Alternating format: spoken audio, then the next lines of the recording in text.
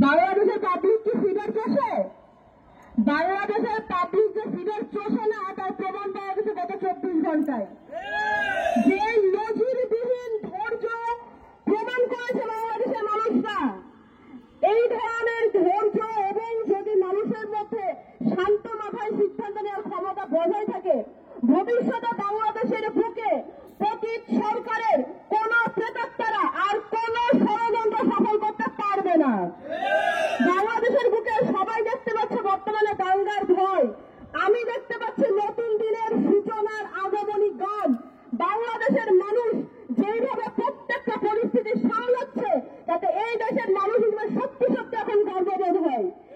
কালকে যে পরিস্থিতি তৈরি করেছিল উগ্রবাদী সন্ত্রাসীরা এবং পার্শ্ববর্তী দেশের প্রোপাগান্ডা মেশিনগুলো, তাদের বাংলাদেশের ওপর দিয়ে রক্তযজ্ঞ হয়ে যেতে পারত।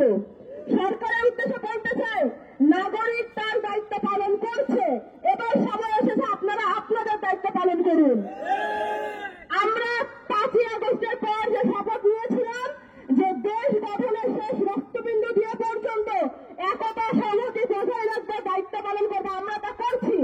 আপনাদেরকে বসানো হয়েছে জনগণের দায়িত্ব পালন করার জন্য, আপনারা যদি না করতে পারেন আপনাদেরকে জবাবদিহিতা দিতে হবে। আপনারা এবার জবাব দেওয়ার জন্য প্রস্তুত হন। পতিত সরকারের যত কুলাঙ্গার প্রেতাত্মারা এখন পর্যন্ত প্রশাসনকে কাজ করতে দিচ্ছে না, আমাদের সময় আমাদের ফোন ট্র্যাক করে করে খুঁজে বের করে ছাত্রনেতাদের জেলে পড়া হতো। সেই তদন্ত বাহিনী এখন কই? সেই ডিজিএফআই এখন কই? সেই সমস্ত মেকানিজম এখন কোথায়? এখন কেন আমাদের গোয়েন্দা বিভাগ কাজ করছে না? এখন কেন এখানে ষড়যন্ত্রের আগে থেকে কোনো খবর পাওয়া যায় না? সরকারকে বলতে চাই, আপনারা প্রয়োজন মতো প্রশাসনের আগা পাঁচতলা নতুন করে পাল্টান, কিন্তু এই সমস্ত প্রত্যেকটি ইউনিটকে রান করেন। পুলিশকে কাজ করতে হবে, ডিবিকে কাজ করতে হবে, ডিজিএফআইকে কাজ করতে হবে, আর্মিকে কাজ করতে হবে, প্রত্যেককে তার তার দায়িত্ব পালন করতে হবে, কারণ আমরা আমাদের দায়িত্ব পালন করে দেখিয়ে দিয়েছি।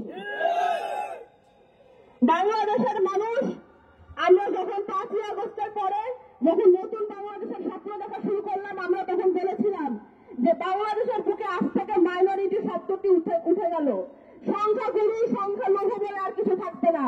প্রত্যেকটি এই